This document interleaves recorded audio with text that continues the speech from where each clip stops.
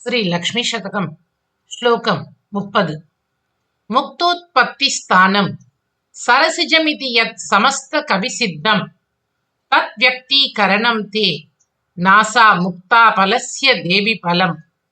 मुक्तोत्पत्ति स्थानम सरसिजमिति यत् समस्त कविसिद्धम तद्व्यक्तीकरणं ते नासा मुक्ताफलस्य देवि फलम।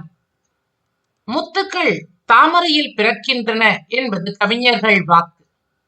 ஆகவே உனது மூக்குத்தி முத்தோ உனது தாமரை போன்ற முகத்திலிருந்து பிறந்து அந்த வாக்கை உண்மையாக்குகின்றது. பொதுவாக முத்துக்கள் சிப்பியில் தான் பிறக்கும் என்பது இயற்கை.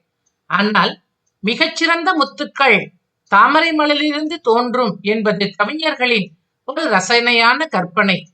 இதில் தேவியின் முகத்தை மலர்ந்த செந்தாமரைக்கு ஒப்பிடுகின்றார்கள்.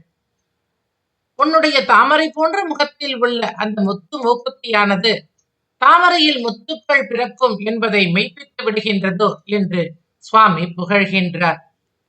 முக்தோத்பத்தி ஸ்தானம் முக்தோத்பத்தி ஸ்தானம் சரசிஜமிதி யத் சமஸ்த கவி சித்தம் सरसिजमिति यत् समस्त कविसिद्धं तद्व्यक्तीकरणं ते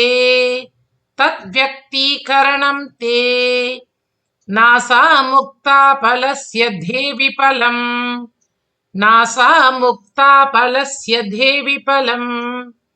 मुक्तोत्पत्ति स्थानं सरसिजमिति यत् समस्त कविसिद्धं तद्व्यक्तीकरणं ते நாசா முக்தா பலஸ்ய தேவி பலம்.